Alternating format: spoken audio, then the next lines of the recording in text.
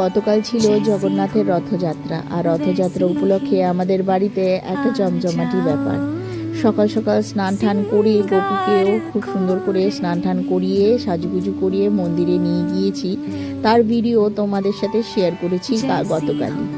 তারপর তো পুজো হয়েছে মন্দির থেকে ফিরে আসার পরে ঘরে এসে তাড়াতাড়ি করে রান্না বসিয়ে দিয়েছি। রান্নায় আজকে খুব একদম সাবেকি রান্না করব বলেই ঠিক করে রেখেছিলাম। করেছি পাতলা করে মুগের ডালটা না আমি ভাজি না কখনোই, কারণ আমার তো অ্যাসিডিটির প্রবলেম আছে। তো মুগের ডালটা ভেজে যদি করা হয় তাহলে কিন্তু একটা অ্যাসিডিটি তৈরি হয়।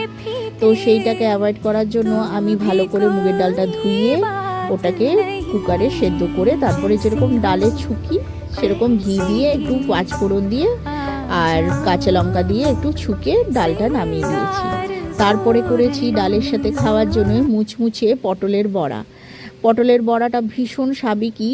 খুব আস্তে আস্তে না এই পটলের বড়ার রেসিপিটা হারিয়েই যাচ্ছে। আমার মা এইরকম পটলের বড়া, কাঁকরোলের পুর বড়া এগুলো দুর্দান্ত করে জানো। তো ভাবলাম আজকে এইটাই করি, পটলের বড়া।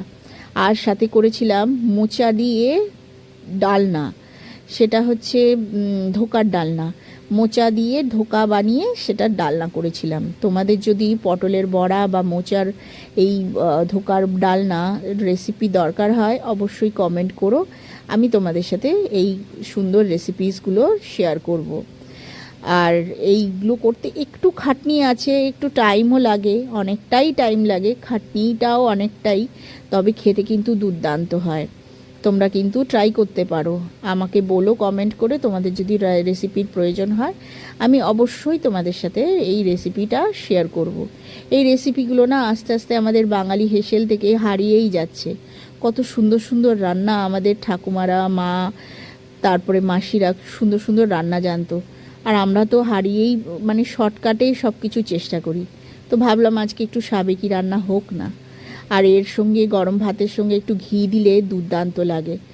আর গরম গরম ভাত, ঘি, ডাল, ওফ, আর সাথে একটুখানি লেবু, খাওয়ার টেস্টটাই আলাদা হয়।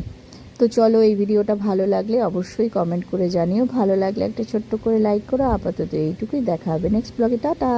গতকাল ছিল জগন্নাথের রথযাত্রা, আর রথযাত্রা উপলক্ষে আমাদের বাড়িতে একটা জমজমাটি ব্যাপার।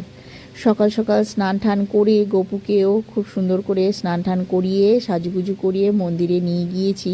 তার ভিডিও তোমাদের সাথে শেয়ার করেছি গতকালই। তারপর তো পুজো হয়েছে মন্দির থেকে ফিরে আসার পরে ঘরে এসে তাড়াতাড়ি করে রান্না বসিয়ে